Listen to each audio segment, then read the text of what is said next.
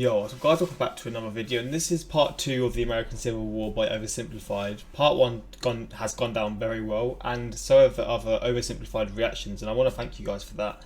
Didn't realise there was going to be this much interest in me reacting to this, but I do understand that people, like, for example, people from the US like seeing reactions from people from other countries, and people from the UK like seeing reactions from people from the US or from other countries. There's always this interest in seeing this, but I did not expect this kind of overwhelming support and enjoyment for these reactions, but I do really appreciate it. And yeah, I just hopefully we can keep this up. There's still a lot more videos we can check out. I mean, after this one, what else would people like to see? Because obviously this is part 2, and he always seems to do like part 1s and part 2s for like these sort of history reviews. And yeah, so I mean, hopefully you guys are going to enjoy this reaction, and let's just give this a watch, man. I'm really enjoying the series. He's got some kind of style, and he just gets me, man. His videos are really interesting. Starting this with an ad, get your money, bro, but I'm gonna skip. Oh, actually, it's quite This sweet. video on the East can possible by Honey. Stick around to learn how you can save money when you shop Get your online. money, my guy. What's the audio saying? As the Union struggle to take control in the East continued, elsewhere, the war raged on. The Confederates attempted an invasion of Kentucky, hoping the state as a whole would join them, but they were pushed back. The Indian Territory saw Native American tribes ally with one side or the other in the hopes of securing rights after the war. Along the Mississippi, General Ulysses S. Grant remained one of the few Union generals scoring major victories. With his best pal, General Sherman, by his side, Grant led his armies down the Mississippi to the Confederate stronghold of Vicksburg. Both sides knew that if Vicksburg fell, the Confederacy would be split in two, and the Confederates prepared for an intense defense of the city. But back in the East, Lincoln still wanted somebody to march south and take Richmond. Having given General McClellan the boot, he needed a new man in charge. All right, Mr. President, option 1 is General Hooker. Bit of a nutcase, but a good general. Option 2, his qualifications are his name is Burnside, and he's... To be fair, I feel like if you're a general, you kind of need to be a bit of a nutcase. Like you saw with the last guy, he was just way too sort of cautious. Is that the right word? He was just sort of like too scared, or he was too... I can't think of the word, I'm going to be honest. He was just too easygoing. Probably not the right word, but he just didn't seem like he had the sort of the heart to do it. Like he just sort of seemed a bit like wimpy in a sense. If you're a bit of a psycho, maybe you're gonna be just better with sort of doing certain jobs, etc. What I just said probably makes no sense. I don't know. It's early in the morning here, right? Don't blame me. Go past sideburns. Say no more. So General Burnside was put in charge of the Army of the Potomac and sent south. Lincoln hoped he finally didn't get it had a anyway, general so who it could doesn't succeed. matter. Burnside met General Lee at the city of Fredericksburg, where he intended to rapidly cross the river and take the city. But the Union War Department was too slow in delivering the pontoon bridges, and the two sides were forced to camp across from each other, close enough to speak. Hey Yankee, ready to get your butt kicked? Yeah, right, rebel. God is on our side. No way, God's on our side. Oh, you think so? Well, why don't we ask him? Hey God, whose side are you on? Let's get the fuck out of me. Fucking hell. Uncool. With over 100,000 men, the Union Army finally launched their massive attack on the 11th of December. But by now, the Confederates had amassed their forces. During the battle, wave after wave of brave Union men marched headlong into a brutal Confederate onslaught. Even the Confederates couldn't believe what they were seeing, and in one moment of camaraderie, a Confederate sergeant, unable to take it, reportedly came out into the field to tend to the Union wounded. Seeing this, the Union troops held their fire. Still, Burnside and his forces were soundly defeated at Fredericksburg and forced to retreat. Lincoln's popularity and Northern morale continued to plummet, especially as the winter heading into 1863 was bad. The winter camps were rife with disease. The food was less than appealing. On both sides, men began to leave. Hey, where do you think you're going? I'm deserting. What? Don't you love your country? Yes, I do. And I'm trying to get back to it as quick as I can. Lincoln, ever the kind and caring man he was, spent much of his time pardoning deserters' death sentences. Oh my, here's a 17-year-old boy sentenced to be hanged. Well, I'd better suspend his sentence, or he'll be suspended tomorrow. What? To try to keep the numbers up, both sides had introduced conscription. There was controversy in the North, however, since rich men could simply pay to have someone else fight on their behalf. Riots broke out in New York City, with enraged mobs furious at the idea of going to fight for slaves, an idea that many of them simply did not support. However, after so much pressure, the Union had finally begun allowing black men to enlist, and these men, knowing what they were fighting for, signed up. By the end of the war, nearly 200,000 troops, 10% of the Union Army, would be black. The valor and bravery they showed throughout, silencing critics. Okay, well that last guy was useless. Let's try this Hooker fellow. General Joseph Hooker was put in charge of the Army of the Potomac, and once again, Lincoln ordered him to move south and take Richmond. Hooker met Lee at the Battle of Chancellorsville, where Hooker had over twice the men Lee did. Lee was forced to defy all military convention and split his smaller force into two. Lee had absolutely no chance of winning, and Lee won. It was his masterpiece. Lee did suffer one significant loss during the battle, though. As his right-hand man, Stonewall Jackson, was riding back to the Confederate lines at night, the nervous Confederate troops, unable to recognize him, opened fire. Jesus. You boys done goofed up. Jackson died 8 days What later. the fuck? As for Lincoln, he couldn't believe it. It was yet another loss, and Northern support continued. They're probably feeling to themselves right now, like, they're probably thinking, like, we're losing this. Like, we're not like, doing very good right now, like, in terms of losing people and what they're actually trying to achieve. But I mean, we're going to see it turn around, which is going to be fun to see, because obviously I'm backing these to win, and I know we obviously know they go on to win this, but it's still interesting to see what led to certain things like that. To waver.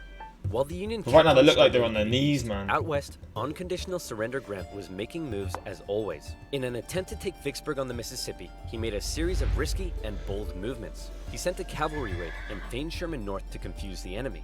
Then, aided by a fleet of ironclads on the river, he raced his army south to cross the Mississippi.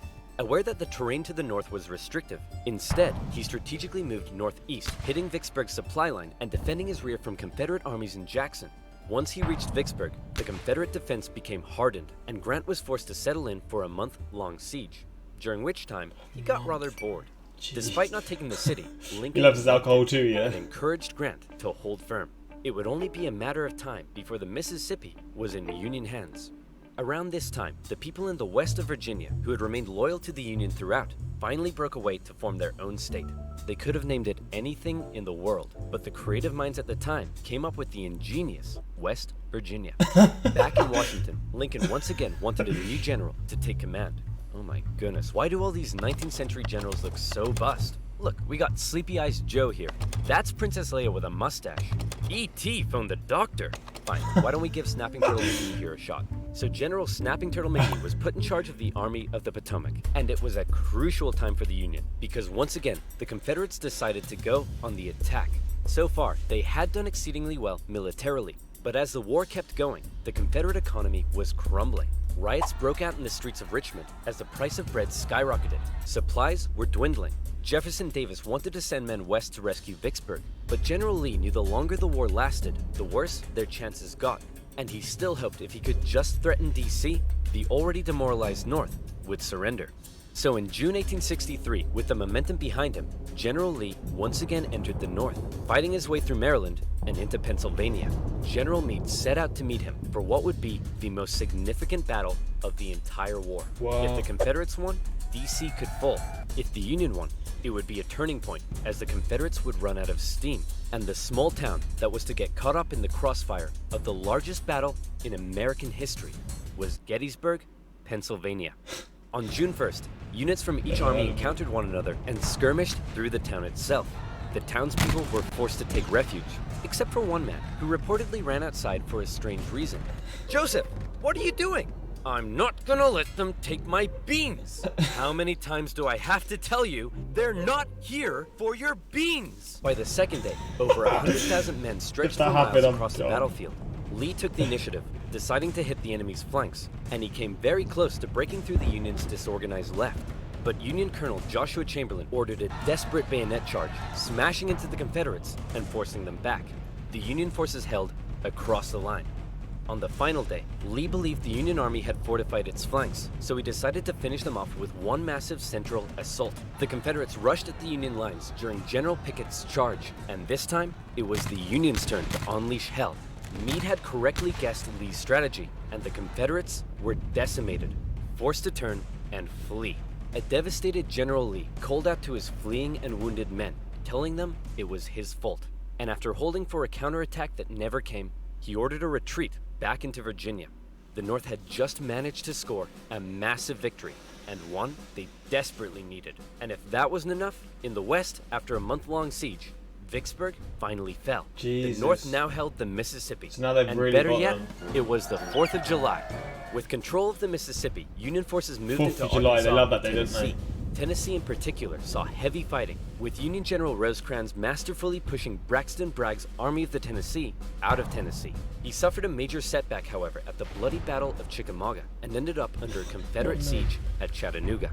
At one point during the siege, a temporary truce was declared so that wounded men could be recovered. And often in the Civil War, during these small truces, men from both sides would meet in the middle to trade things like tobacco, coffee, and maybe even honey. Oh, this guy in his transitions, bro. Get your money. I love that. Love that you get your money, mate. But I'll skip that. You'll be supporting my channel, so thank you. And you deserve it. Now where was I? For your incredible Oh, yeah. videos, man. Vicksburg, 4th of July, and the Siege of Chattanooga. Thankfully, General Grant, now in charge of all Western Union armies, showed up and karate-kicked Bragg right back into Georgia. Like this. With Sherman and Hooker, Grant took on Confederate positions in the mountains around the city, including the famous battle above the clouds and Mission Ridge. Grant continued to be Lincoln's #1 guy. With these victories, Lincoln hoped the war was finally turning. Back in Gettysburg, the entire town had been turned into a hospital to care for the scores of wounded men.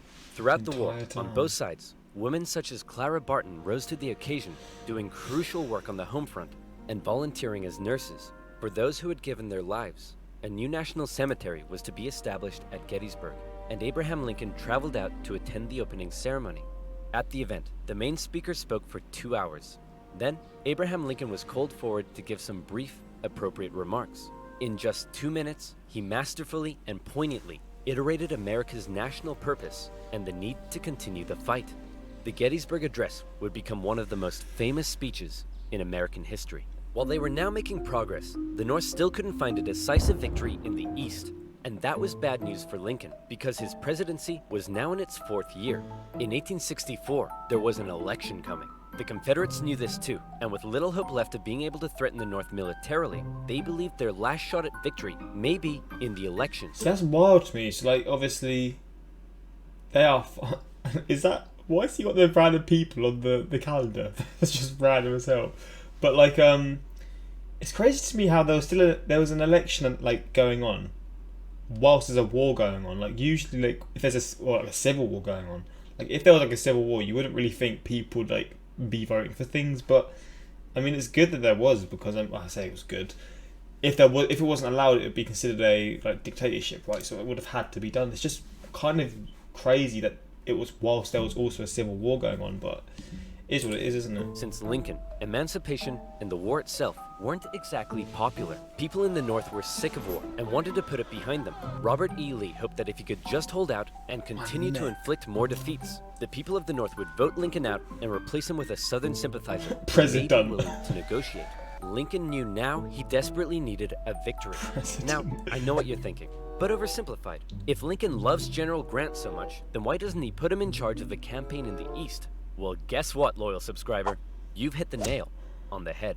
You're bold, Grant. I'll grant you that. I'm promoting you to General-in-Chief, and I ain't taking you for granted. Now, I want you to go defeat Lee. Grant me my wish. Please stop. So Grant was put in charge, and he came up with a new plan. He wanted to press the Confederates on all fronts, with General Banks to capture Mobile, Alabama, General Sherman moving south to Atlanta, and Grant joining the Army of the Potomac as they advanced through Virginia. In May 1864, that plan went into action. Sherman steadily advanced on Atlanta, facing off against a smaller Confederate army under General Joseph E. Johnston. In addition, a cruel yet highly skilled cavalry general and winner of the funniest Confederate statue award, Nathan Bedford Forrest, was also nearby, doing his best to threaten Sherman's advance. But in a series of battles, Sherman dominated and pushed Johnson back to the city. But he was held just outside of Atlanta itself and was forced to lay siege. Meanwhile, the main show was happening to the east in Virginia. The Union's top general was finally about to face off against the Confederacies. Lincoln hoped Grant would bring something new to the Eastern Theater, and bring something new he did. As Grant began moving south, Lee still regularly outmaneuvered him and inflicted heavy casualties, hoping to demoralize the North as much as he could. But here's what set Grant apart from others. He knew Lee was running out of men, and that the North by comparison had plenty. Grant would throw his forces at Lee, and even when Lee repelled them, Grant, rather than pulling back, would give the order to keep moving forward and flank Lee again and again. In under 6 weeks, 80,000 men would be killed, wounded, or missing. In D.C., Grant was criticized for being a butcher. At the Battle of the Wilderness, the Union casualties were so heavy that Grant reportedly began to weep. But still, Grant could replace his losses. Lee couldn't, and he was being pushed all the way back to Richmond. Lee knew once he got there, he'd be under siege. Then, it would only be a matter of time. Close to Richmond, Grant again suffered horrific casualties in a miscalculated assault at Cold Harbor. Then, trying to be a tricksy trickster, instead of moving on Richmond directly, Grant moved towards Petersburg to flank the Confederate capital and cut its supply line. But, just like Sherman, Grant was halted outside of the city, and he too was forced to settle in for a siege. 2 identical sieges would not be good enough for Lincoln's re-election. The people of the North saw the casualties Grant had been taking, and they weren't happy. To make matters worse, Lee had sent Jubal Early north to threaten D.C. with the hope of forcing Grant to withdraw troops from Richmond. Early was repelled on the outskirts of the city, with President Lincoln even attending as an observer, but the North had been given a fright. So with the war currently in a stalemate, who was to be Lincoln's opponent in the critical 1864 election? Who would the Democrats choose? Guess what, baby? I'm back. No way. That's right. General George B. McClellan would run for president. No way. I knew there was something fishy about me. I didn't like him, how he sort of was in part 1. Boy, this is wild. I can't believe this. This is absolute snake, bro. My fellow countrymen, if you elect me, I, the great General George McClellan, will fearlessly and valiantly win the war. Unlike this douchebag, many Democrats, however, including McClellan's running mate, wanted to end the war. So it's possible McClellan may have ended up fearlessly and valiantly making peace with the Confederates, which is exactly what they were hoping for. With the war in a stalemate and Lincoln still not popular, it looked like McClellan would win, and the Confederacy may have a chance at surviving after all. Lincoln himself said that without some kind of major victory, it seemed exceedingly probable that this administration will not be re-elected. Well, fret not, Abe, because if it's a major victory you want, it's a major victory you'll get. Atlanta had been under siege by General Sherman for just over a month. After a number of battles around the city, Sherman sent a force south to sever the city's supply line, and Confederate General Hood was forced to abandon it. Atlanta, one of the Confederacy's most important cities, had fallen into Union hands. For many, it was clear that the Confederacy's defeat was now inevitable, and the war would soon be over. When the final results came in, Lincoln had won with an electoral college landslide, with the troops in particular voting overwhelmingly for Lincoln, which must have been touching for their commander-in-chief. Hey man, looks like you lost. No hard feelings? I didn't lose. I merely failed to win. Not again. In January, Lincoln involved himself heavily in ensuring the 13th Amendment made it through Congress. In a narrow and historic vote, the amendment passed. Slavery would now be constitutionally banished throughout the nation. Black men and women, watching the vote from the galleries, knew the work had only just begun. A couple months later, at his second inauguration, with victory right around the corner, he didn't celebrate, he didn't gloat. Instead, he emphasized the need for reunification and binding up wounds. To him, Americans, North or South, were to again be compatriots. However, listening to Lincoln speak that day was a man who had no interest in reunification. John Wilkes Booth, an actor living in D.C., was also a deep Southern sympathizer, and as the war turned against the Confederacy, depressed and full of hate, he was already plotting his revenge on the man he held responsible. With further Confederate losses, it was pretty clear at this point who would win. But still, Jefferson Davis showed no sign of giving in. The North were frustrated to see the conflict being dragged out. Why waste more lives? In Atlanta, General Sherman believed he had the key to forcing the Confederacy's hand. He had an unusually modern concept that an army could only survive with the support of the people. Strike at the people, and the army collapses. Sherman decided to do something unprecedented. He would remove his 62,000 men from their supply line and march through the heartland of the Confederacy, where they would live off the land. There, they would wreak havoc. As they marched, they tore up railroads, burned farms, and destroyed communication lines. They also liberated thousands of slaves. The damage done was estimated at $1.4 billion. The tactics were cruel, but to Sherman, it was better than losing yet more men in battle. In December, he reached Savannah, Georgia, but he wasn't done yet. Next, he turned north to inflict his punishment on the first state to secede, South Carolina. As he moved, he came ever closer to General Lee's army, still holding out at Petersburg. The siege of Petersburg had lasted for 292 days. What? 60,000 of Lee's men had deserted. Numerous Union attempts to break through had failed, but when the breakthrough finally came, it came quick.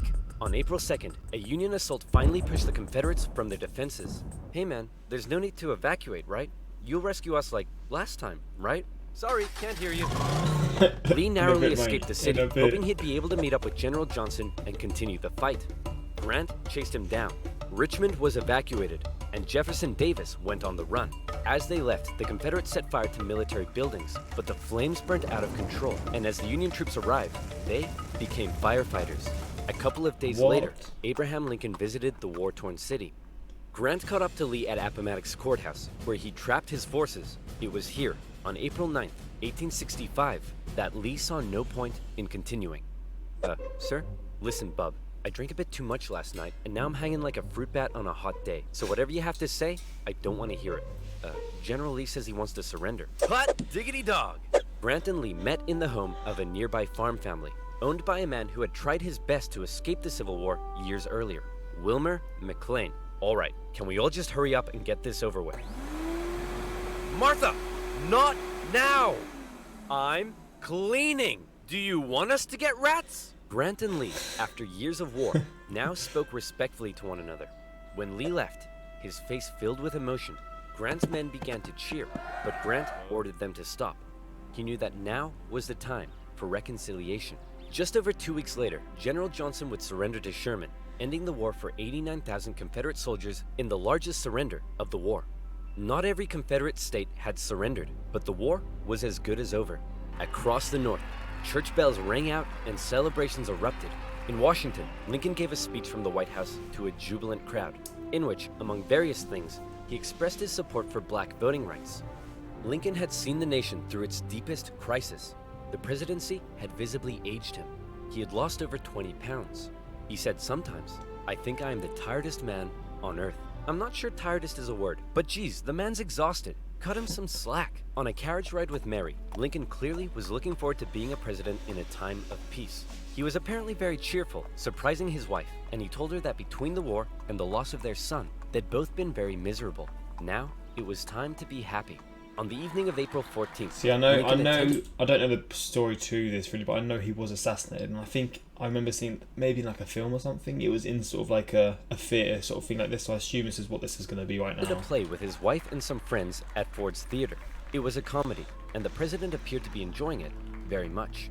In a nearby bar, John Wilkes Booth swallowed 2 glasses of brandy. He slipped quietly into the president's booth and awaited for the audience's laughter to rise.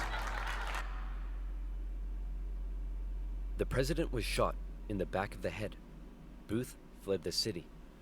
Soldiers carried Lincoln to a boarding house across the street. There, doctors declared there was nothing they could do.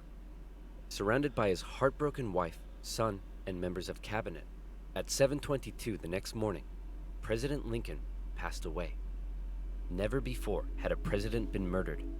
A shocked nation mourned as a 12-day funeral procession carried Lincoln back to his home in Springfield, Illinois. On April 26th, Union cavalry found John Wilkes Booth in a barn in Virginia, where he was shot. Not long after, Confederate President Jefferson Davis was also tracked down and arrested. Imprisoned for 2 years, he was eventually released. The North didn't want to put him on trial, for fear the jury may rule that Southern secession had in fact been legal. To ensure reconciliation, other Confederate generals and politicians were allowed to re-enter life in the now restored Union. Scattered fighting continued into May, when the last Confederate forces in Texas disintegrated. The southern states came under Northern military occupation to prevent any further rebellion, and a very difficult era of Reconstruction began. Over 3 million Americans had fought, brother against brother. The Civil War remains the bloodiest conflict in U.S. history. But the Union had been preserved. You could say the real winners were those who were to never again be slaves. Further amendments passed by Congress gave black individuals the right to citizenship and to vote. Significant progress had been made. However, entering into the 20th century, it was clear the fight for equality would continue. In modern America, the man who fought to preserve the nation and never gave up in the darkest of times stands as a symbol of honesty, empathy, humility, perseverance, and courage. A continuous reminder of what has forged America and what it should ever strive to be.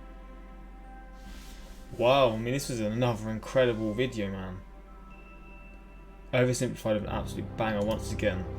One thing I'll say is I did not truly realise, and this is probably me just not being knowledgeable enough on just like US history. And again, I'll be honest, I'm not knowledgeable whatsoever, and this is helping me learn, but I didn't truly realise just how sort of important Lincoln really was to the US, sort of the early days in the US. And like, obviously I know he's held in such high regard, and he's one of the most recognisable presidents in US history, but I didn't realise just how sort of much he affected their history, and I didn't realise just how much he was sort of like, I mean, is he? He has to be, surely. He's held in high regard, like in current day. I mean, from what I've seen here, he should be, but I don't know if there's other things that people see that he did and they don't like him or anything like that. But from what I've seen here, I mean, especially like this is like what 150 years ago, him making some of these sort of rulings would have probably been like, he must have been like hated for by certain people, but he did it, and it's obviously helped to the current day that we're in. Obviously, there's still the issues that go along. There's still so many issues that happen, but I feel like this was the start for the US in moving in the right direction, and Lincoln seemed a massive part of that. And yeah, man, what a channel. I keep saying this, but what a channel. Like, I'm so excited to see more of his videos. I don't know what people would like to see next, because there's so many things to react to, like the Cold War maybe. I don't know much about it, but I know it involves Russia and, the Soviet Union, and I would actually be interested in seeing that, because again, it's another thing that I'm not too up to date with, but I know it was a massive war, like a massive war, like the Emu War. I don't know anything about this, like all these different things, man. Maybe you should check this out. Like, again, suggest what you'd like to see, and I'll be down to do so, because people seem to really enjoy these reactions. But General Grant was in need of back surgery after carrying the entire nation. General Lee is the pro-gamer who still says GG after he loses. Many say the reason for the Civil War was slavery. Some say it's states' rights. But deep down we all know it was just about Joseph's peace. Oh my goodness, why do all these 19th century generals look so bust? Look, we got Sleepy Eyes Joe here. The Princess Leila with a moustache, and that was one of the best lines. Let's all admit it, those final words hit everyone hard about Lincoln. Yeah, I was thinking who the hell it was. It was BTS. I was like, what the hell is that? Fun fact, in the picture where Lincoln's body is going down the street is Teddy Roosevelt. You can see him in the second story looking out the window as a young boy. But yeah, hopefully you guys enjoyed this. And again, man, the support on these videos has been absolutely incredible, and I really just want to thank you guys for that. And yeah, I mean, with these videos, long may it continue. I don't know what else people would like to see, but like I just said, suggest what you would like me to react to, and I'll be down to do it, man. I'm doing these sort of videos once every few days because people, again, just love these reactions, and I'm just repeating myself at this point. I'm going to stop. But thank you so much again, and until next time, like, subscribe, peace.